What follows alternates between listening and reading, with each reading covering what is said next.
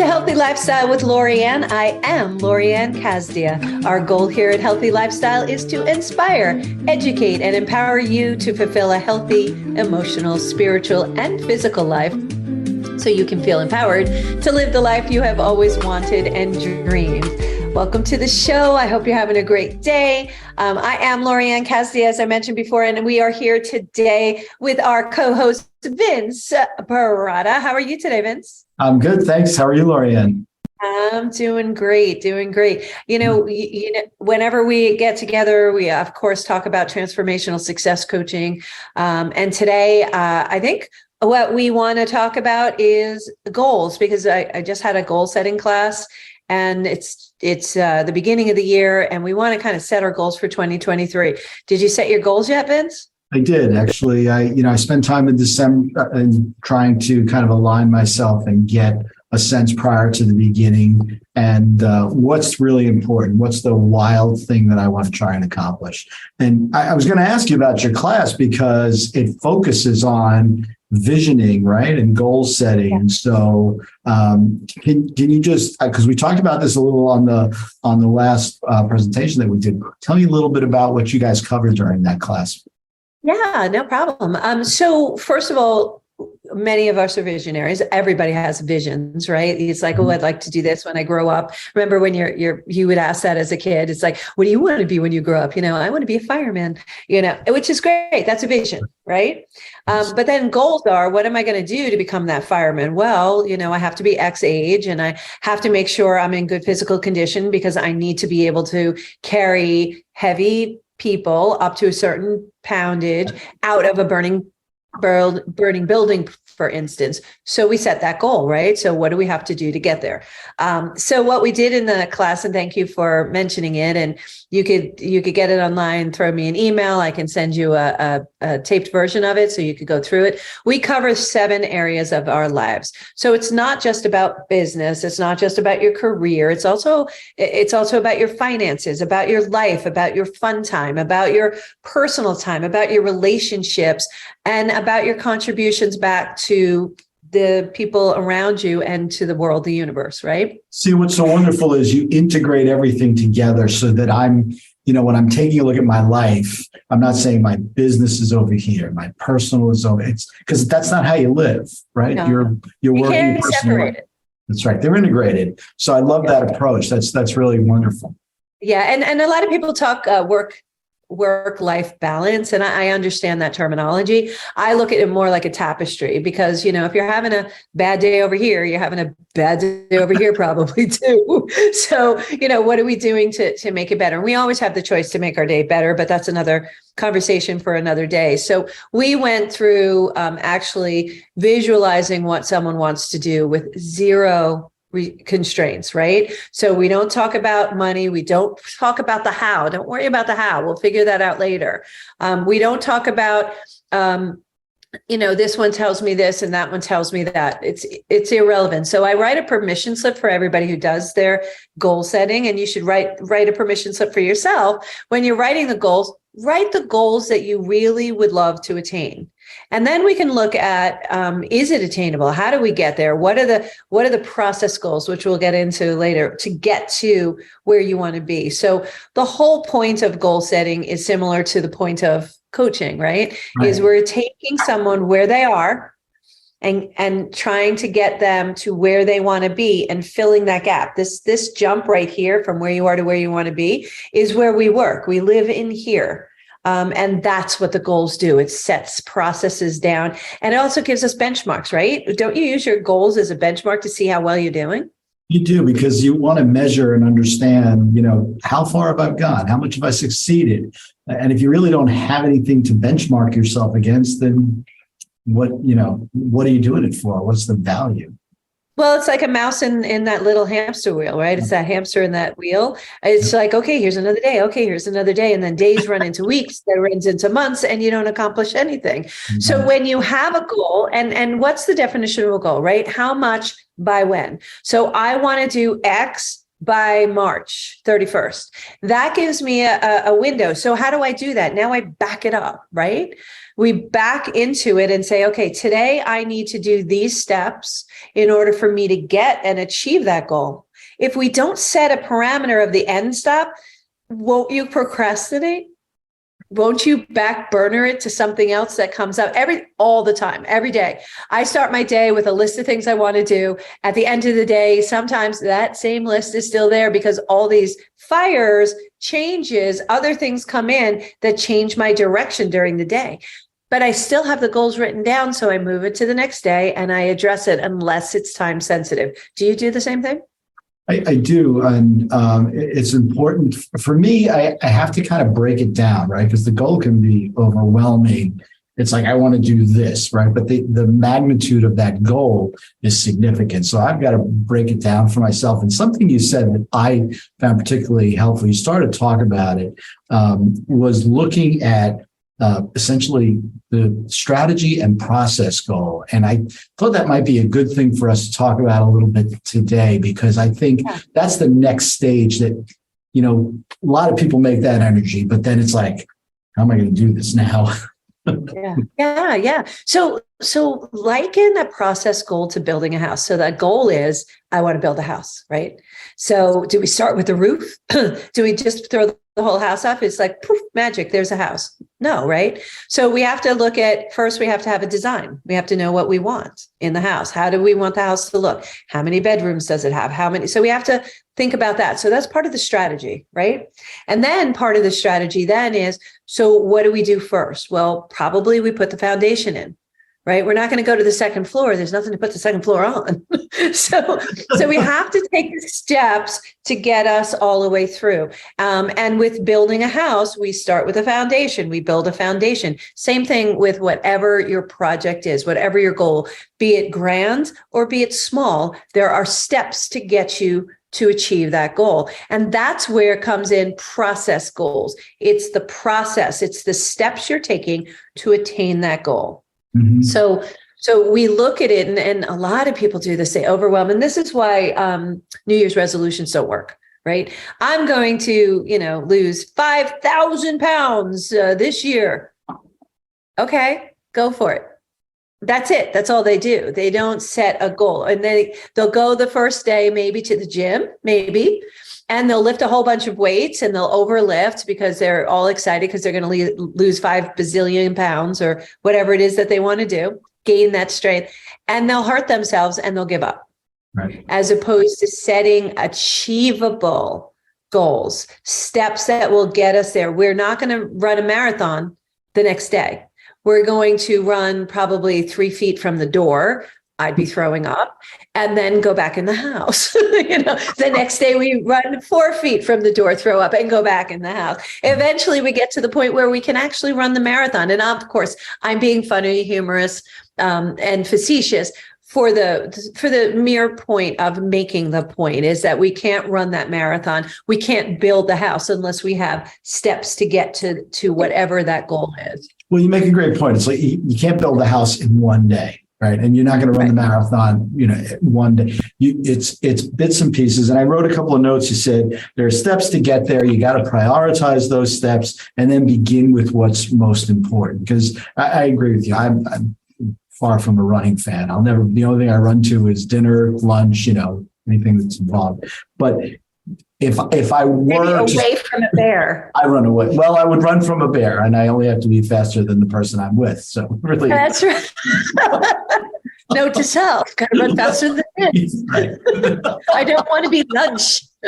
Exactly right. I like to eat lunch. I don't want to be lunch. So, right. But on process prioritizing for goals, that's critically important, because I think that's how people do get frustrated. Like you said, I set this lofty goal and you tell people to stretch, and that's really wonderful. We want people to stretch, but then we don't want to stretch the whole way that first day. Maybe we start out and we're going to walk around the block and we're going to do that 3 times. And, I can do that, right, before I start running, because I want to run a marathon, but I'm not going to run it today. I'm going to do something that gets me closer to that. Is that essentially where you're going? Yeah, without a doubt. There are steps that you need to take to get to the goal. So we're not going to attain it. And here's the other thing, and this is something I'm fierce about. My coach, Jack Canfield, Chicken Soup for the Soul, for those of you who know the name but didn't relate to it. He was also in The Secret. He said something interesting. He was talking to his mentor / coach, and he said, "Yeah, this year one of my goals is to lose weight." And the coach said to him, "Great, what do you want to do?" He goes, "Well, I think I'm going to start working out every day." He goes, "Great, drop and give me 10."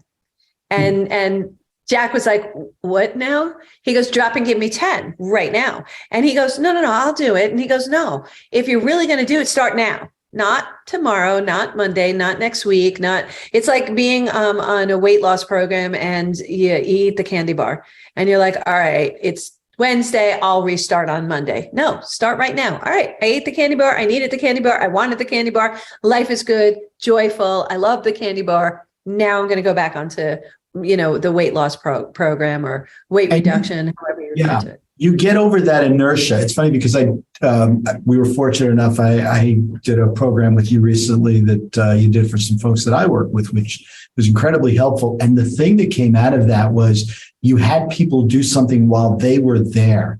And I asked them to send it to me. And I said, I know it's imperfect right now. I'm not expecting perfect, but I love the fact that you got them to do something. And thereafter, they can go back to that. It kind of broke the inertia of, oh, I got to do this. Like, oh, I have something now. I can refine it. I can expand it. I can fix it or change it. Yeah. Well, that's why my workshop, my masterclasses, anything that I do, it's experiential. Because one, you can listen to talking heads, and I've done that. And I'm like, okay, that doesn't work for me personally. I like experiential because I'm doing it right then and there. I've already committed the time to spend the time with you or whatever coach I'm with or whatever program I'm taking. I've already spent the time. Now let me do it now, because that means I have to make yet another block of time to actually do it. No, let's do it right now. So if you're doing your goals, when you're writing your goals down, the next step is write your process goals. Take where you want to be and back it up. And what steps do you have to take to achieve that goal? And we modify and tweak it as we go. Maybe we overexerted. Maybe we took too big of a chunk, too big of a bite of the pizza, if you will, right? Too big. And so we have to break it down a little bit more. Sometimes we think we're more fit than we really are. And the 2 feet we thought we were going to go, maybe we're just going to do 1 today. And that's okay. You know why it's okay? Because you took the steps. You're actually doing it right now. Drop and give me 10, and if you can't give me 10, drop and give me 1. At least you take. You're taking a step. You're doing something in the affirmative. I think the other thing, can you talk? No, don't you feel pride before you go there? Don't you feel prideful? It's like, okay, I did this. I can do it again. Right? Yes. Yeah, especially when you break it into small steps. Sometimes you do a little more than that step was, and you feel good because you're like, wow, I did that. That worked out pretty well, and I got a little extra done. So I'm motivated to go back. I definitely. Yeah. And my favorite is, that wasn't so bad. All right, let's do it again. I started walking in the morning with Anthony, right? Mm-hmm. And so we're walking the pup. We have to walk the pup anyway. So we're walking with the pup, and we're in a very hilly area right now because we're in the Blue Ridge Mountains. And it's very hilly, and it doesn't look so bad from a car, just saying. But we're walking and I'm like, okay. And he's like, we're going to go to X street. And I was like, all right, no problem. And I'm halfway there and I'm going, oh, for God's sakes, and we push through, because when you have a partner, accountability partner, that helps you push through it. And we went as far as it made sense, and knowing we had to turn around and walk back up the hill that we came down. And they were really steep and it was challenging. And I was just like, oh my gosh, I think my heart's going to explode out of my chest. But we did it. And I felt great afterwards. And later in the day, I was like running up and down the stairs from the 3rd floor to the 1st floor doing something. And he goes, all right, you're taking this a little too seriously. And I'm like, no, I feel really good. I mean, later on, I felt the soreness the whole night, but the next day we went out again. So it's what I call a non-negotiable. It's a commitment to ourselves. You do non-negotiables every day too when you set your goals, right? Don't you time block? I love time blocking. I do. My entire calendar is time blocked. And it's one of the things I recommend with people that I work with. It's like if you put time down but you gotta, and I would love it if you'd share your thoughts on this. You've got to respect that time block, because you can put all the time blocks you want. There you go. Look, I have a perfect calendar, but it's that second part of respecting the time block and actually executing what you committed to, right? I mean, do you see that with with folks that you work with? Yeah, it looks really pretty. It's like, look at all the stuff I'm going to do. And oops, I didn't do this. Oops, I didn't do this. Oops, I didn't do this. So you're setting yourself up for failure if you time block too harshly.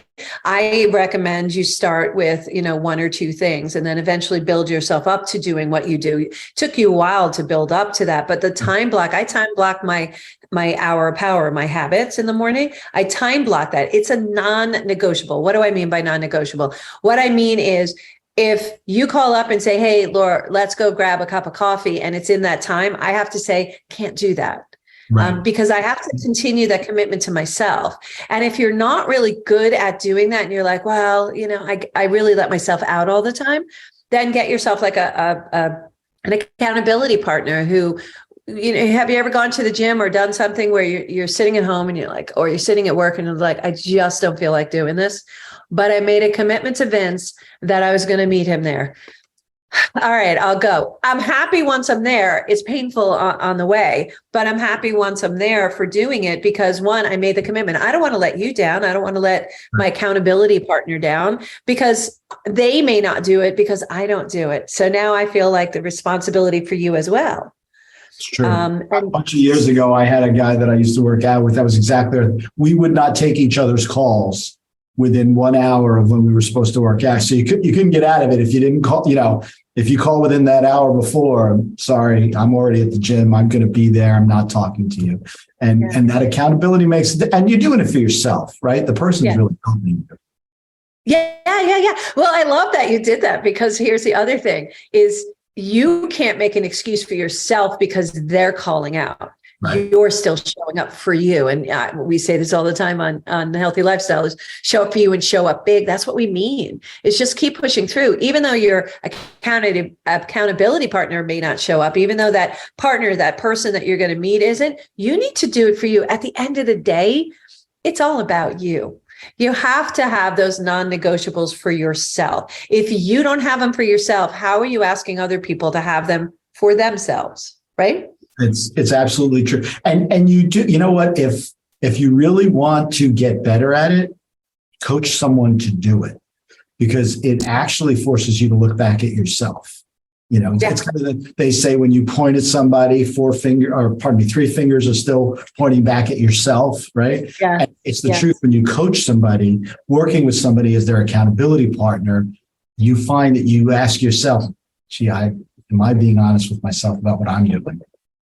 Yeah, 100%. A lot of times topics come up and I'm like, is that for them or for me? And that's the good thing about it. That's why I love coaching, is because I'm constantly learning. I learn from my clients learn from me, but I'm very mindful of looking at the lens and going, well, that really might have been a message for me. All right, let me just call myself out on that. And it's good because that's what is the definition of self-awareness, is when you're sitting there going, okay, I'm not taking 100% responsibility for everybody else's actions, but I am taking 100% responsibility for my actions and my reactions, because that's my point of power, right? Our point of power is taking control of how we handle a situation, how we make the commitment to ourselves and to whatever it is that we want to get accomplished.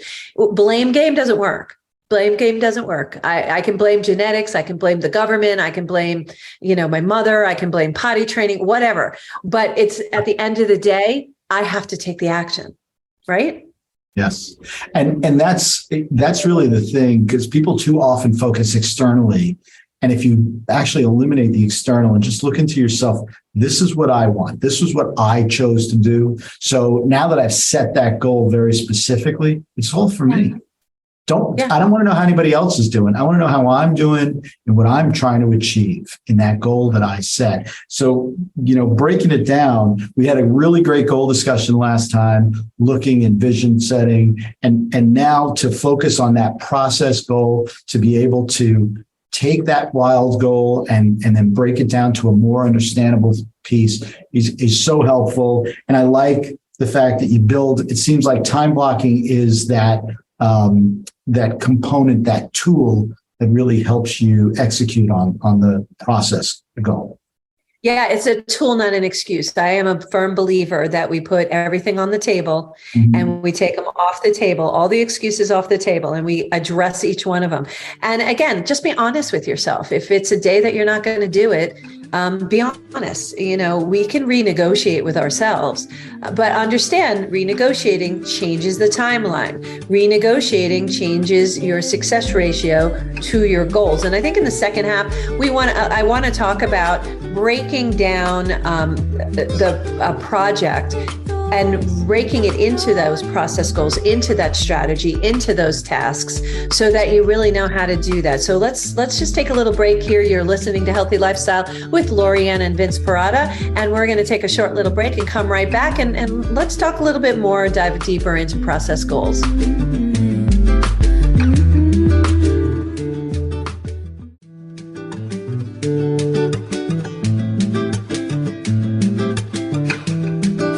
Welcome back to Healthy Lifestyle with Lori and Vince. We're here, and if you would like to be a guest or lift up your business, product, or not-for-profit, or if you have a question or comment for myself or Vince or anyone here in the staff of Healthy Lifestyle, we'd love to hear from you. So please email us at healthylifestylewithla@gmail.com. That's healthylifestylewithla@gmail.com. I was told I talk New York fast, Vince, so that's why I slowed it down. I was wondering why you're speaking slowly, because I know. Really. I'm from the Bronx. It felt like it was like, kind of felt like that for us too. So it was so funny when somebody said that to me. They were from California. They said, "Oh my gosh, Lori Ann, you talk wicked fast." I'm like, I do. Anyway, so we were talking about process goals, setting up a project, and how do we back that up? So Vince, when you do something like this and you have like a goal, a big goal, little goal, it doesn't matter. The process is the same, right? What steps do you usually implement? What steps do you take? So I have to first kind of figure out what it is I want to do, which is like the goal setting process that you had. But once I've set that, I want this to be, let's just say I want to have a man cave. Okay, let's just say that. And if my wife is listening, I want to have a man cave. So just saying, if it comes out on the radio, nobody gets hurt. So we have this man cave. And now what do I want in this thing? So I'm going to make this comprehensive, like all the things that need to get done. Right. So hold on. So the first thing is setting the goal of getting a man cave. Yes. Okay. When do you want the man cave done by? Oh, I'd love Part to of setting the goal. In time for March Madness that's coming up. For March Madness. Okay. That's the lofty goal. Okay. So you have man cave, and have you selected out a space that you want to put the man cave? I'd love to do it in the basement because it's unused space and it's perfect. I'm not taking away from it. We have open space, unused space. You want to do it by March Madness. Now, what do we have to look at? What do you want in the man cave? Right. So I definitely want a very large screen TV, something obnoxious, right? And I'd like 2 smaller TVs, one on either side, so that I can have other games and kind of my DK sports betting on the side, so I can see everything. I'd like some very large chairs so that, if the game gets boring, I can fall asleep. Things like that. Which you're going to do anyway, but. Well, that's only. Oh, wait, let me add one thing. You're going to want a bar. I was just about to say that there needs to be, I was going to say small, but I would say instead a substantial bar. So, but that's for socializing and making other people comfortable. I'm very thoughtful like that. That is so thoughtful of you. I'm very giving, With a selection of scotch, no doubt. So very nice selection. Yeah. So you're looking at what you want to put in to achieve your goal. So now let's just say we have a lot of the big items thought about. And as we go through it, like anything, you're going to run into, whoa, here are other things I have to consider. But before we do that, let's keep backing up on this project. Now, what are the steps we have to take to make this happen after you have that conversation with Alex and she gives you the green light? And good luck with that, by the way. Yeah, we're going to build this in Disneyland because that's not going to happen. So you're welcome to build it in my basement. You have to clean it out first, though. That's the only rule. That's perfectly fine as long as I have access. But let's assume that by some stretch of the imagination, my wife says yes, and so now I have to build. I literally need to build this.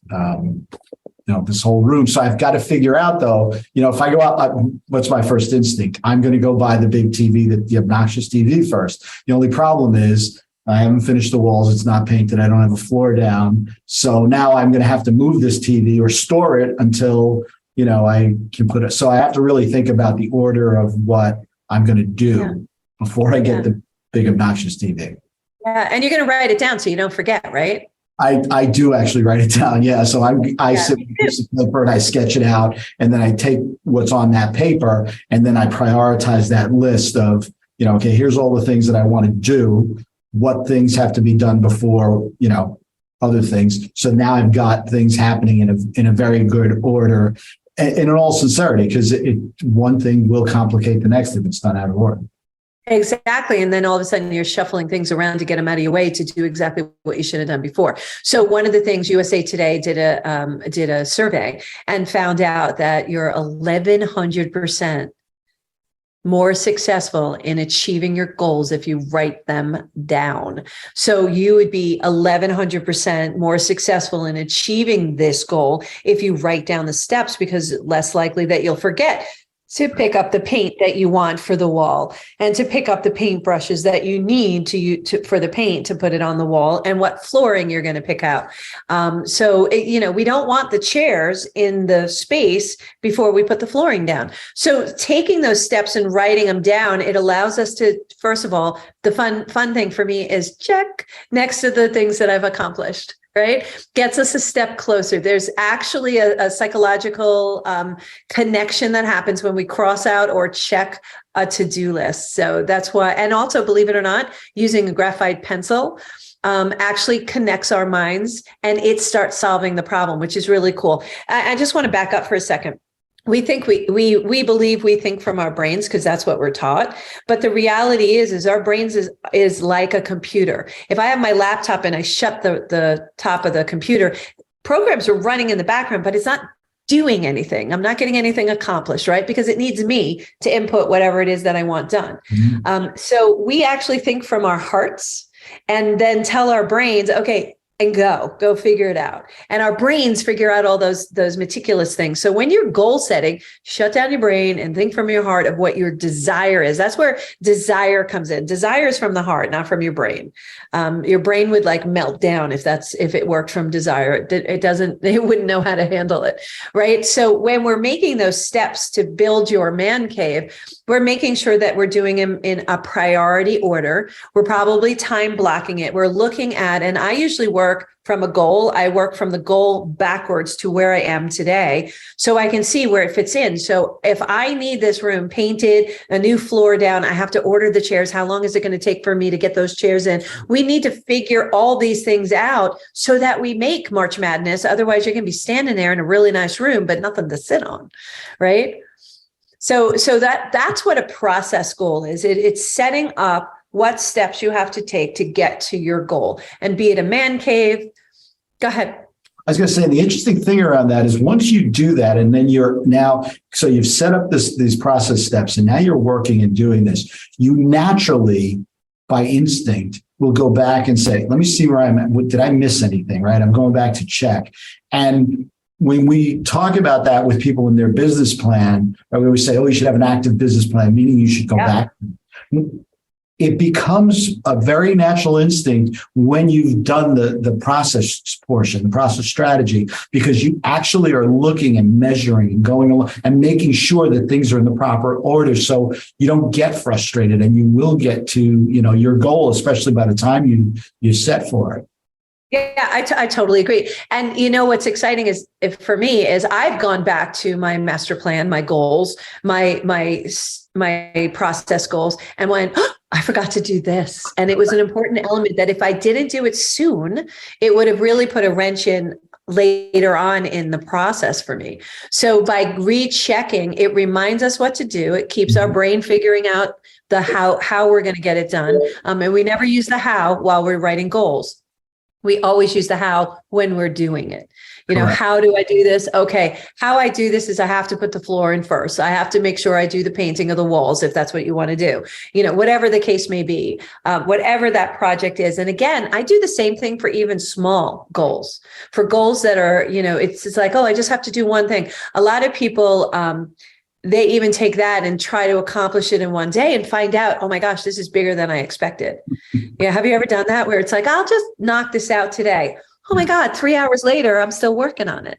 It's absolutely true. And that's why it's so important. Again, you set out that process strategy, because sometimes you have to move some of those tasks. You have to move things forward so you can allow time for what you didn't account for, or sometimes errors that you make. And that's important, because it really relates back to business, right? Sometimes you're like, hey, I'm going to put this floor in, gives me more problems, or it's a flooring isn't the right thing. I need to look maybe at putting in carpeting, and, you know, gosh, that's going to change. I can't put the carpeting in. I'm going to have a guy come in and do that. So, you know, again, being able to constantly review, go back, check, make sure this is done and appropriate to the plan still. Yeah.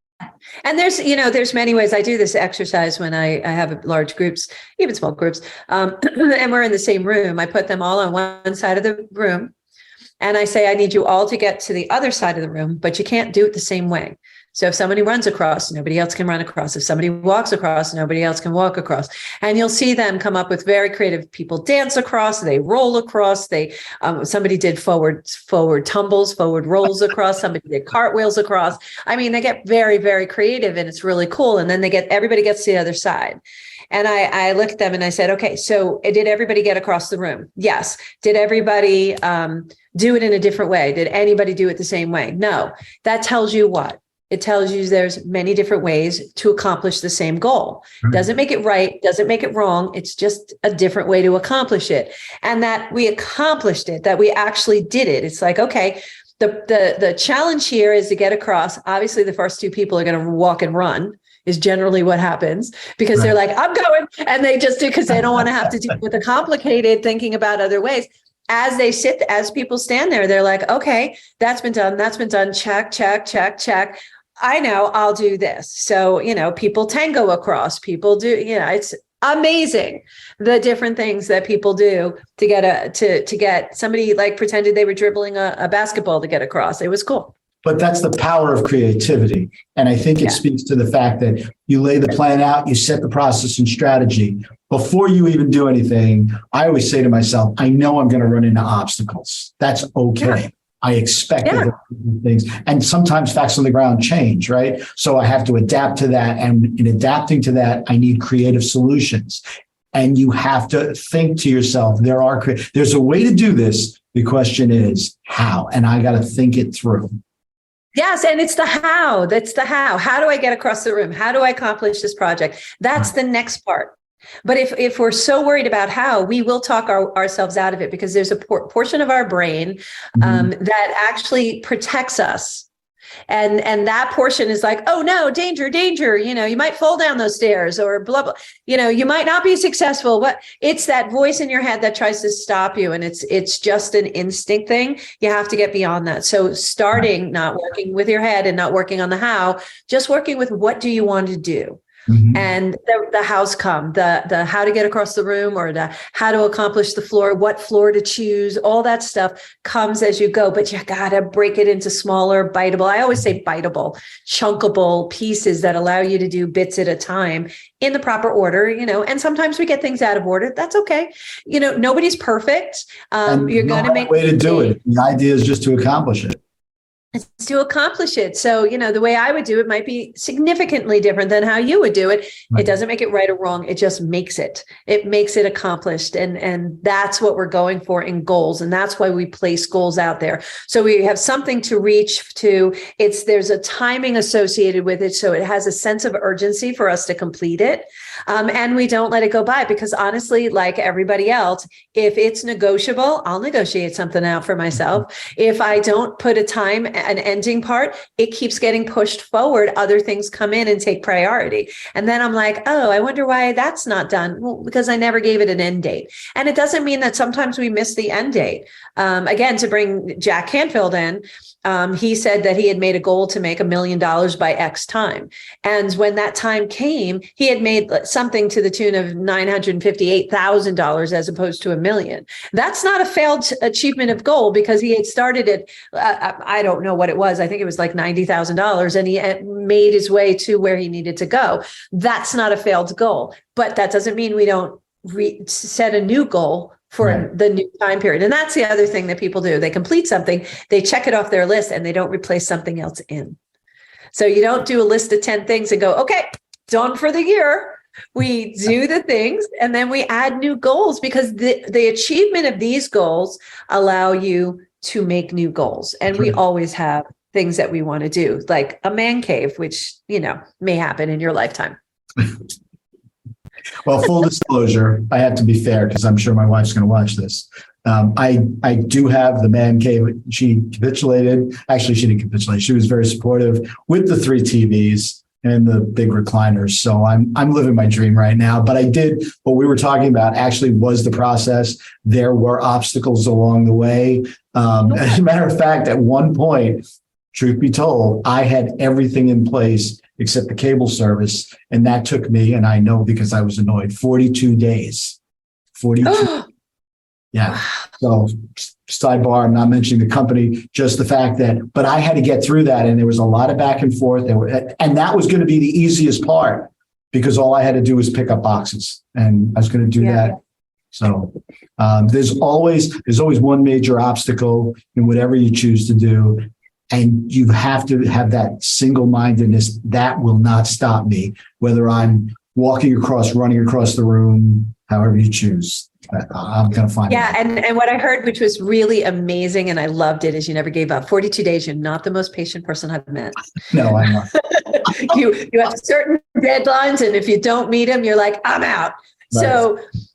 So with that, but you stayed in the game, because you knew what your goal was, and to achieve it, you had these obstacles, and you either could have said, okay, I give up and walked away, or you stayed in and you got it accomplished, albeit it might've taken 42 days, most of which was out of your control. A lot of the frustrations we feel are items that are out of our control. So we can either say, I give up, because it goes back to my chapter in my book, 2 choices. I can either give up, or I can hang in there and, be persistent and consistent and achieve what we want. And that persistence and consistency is what makes people successful. Number one time that you will see people jumping out of jumping out of their area from becoming successful, is that last portion, which is a real hard push, and they give up. They don't have an accountability partner. They don't have a coach. They don't have people sitting there going, don't give up, don't give up. Because sometimes we can't do it for ourselves. Sometimes it's just, we're too in the moment that we can't, we're too busy treading water in the pool to really, realize that it's always easier to quit. It's always easy. There's always a tipping point. It's always easy to quit. The tipping point is where you say, you know what? I no longer care whether I fail or not, but I'm going to try. I'm going to do this because I've got to push through this. And you just leave it all on the, the old expression, you leave it all on the field, and I'm going to do everything I can. And then if it doesn't work out, I can't help that, but I'm not going to say that I didn't do everything I could. And you generally, yeah, that's when a lot of people stop. They're like, no, they got too much pushback. They don't keep pushing through. See, it takes tenacity, it takes consistency and persistence to get there. And once you get over that, you're glad you did. Yes. And now it becomes an addiction. It's like, oh, I know what this looks like. No, it's not going to stop me. I'm going to push through. So truth be told, in the past, I've bailed and was like, you know what, this isn't going to work. It's pushing too hard against me. It's just too difficult. I'm not staying in. I'm going to go in a different direction, and regretted it, because had I stayed in like another day or another month or 42 days, I would have had exactly what I wanted. So, and that's a choice. You have that choice to make. I encourage you to get an accountability partner, a coach, to be able to stay in there and say, don't give up. You're almost there. You're almost there. Just stay in and bring that logic back in. Because sometimes we get emotional. And we just let that take over as opposed to being logical. Because if we were in our logical head, we would stay in the game and say, all right, I'm getting over this hump. It's going to happen. Right. That's right. You have to build that discipline. You have to build that tenacity. It's never easy. You look at all the most successful people, they will all tell you how many times, people say, oh my God, you're overnight success. Yeah. Overnight over like, many, many, many years, 20-year overnight success. Thank you very much. Yeah, right. Without a doubt. So let's do what you do so well. Let's summarize what we spoke about today, and Sure. What steps people should take when doing goals. So we first had that nice program where we discussed, setting the goal. And today we focused on what is the process goal? How do you use that in terms of creating steps to help you get there and achieve that goal, prioritizing those steps. Once we've determined what it is that we need to do, now we're going to prioritize so we do the right things first to help make sure that our progress isn't impaired. We're going to also begin with what's most important as we're creating that list.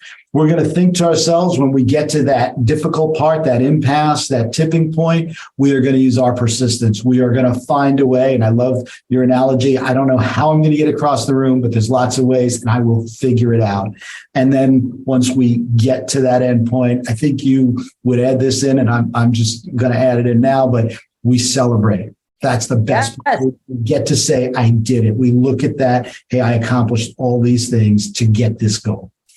Yeah, my favorite part is at the end, you take your arm, you put it in the air, you bend it over behind your head, and you pat yourself on the back because you actually did it. It's a great feeling when we achieve the goal and then we move on to the next one. So never, ever forget, we need to celebrate every week. Every Friday, I do my own personal little happy dance celebration, and I look back at my week and see what I achieved. It could be ever so small, but something that either I didn't expect to achieve, or something I got through, or something I hung in and did something to celebrate me. And sometimes it's the mere fact of getting out of bed, because there are days that we all don't want to get out of bed. So those are the things that we look for. Set your goals. If you need any help doing that, reach out to Vince and I. We'll be more than happy to help you set your goals first and then set up process goals. I love doing strategy meetings with people to set that up so that you have it in place and then you go execute and we can check back in. Vince, thank you as always for being on the show. My pleasure. Thanks for having me. See you in the coaching corner next month. Yes. And thank you all. Go ahead. Thank you all. And as you like to say, Lori-Ann, to play a higher role, serve a higher purpose, show up for you, and what? Show up big. Yeah, you've been dying to say that all. I've been dying to say that. Everyone, thank you for joining us today on Healthy Lifestyle with Lori-Ann. I hope we earned the privilege of your time. Look for your next time. And Vince, I'm so proud you got it right this time. Got it right this time. Have a great day, everybody. Bye.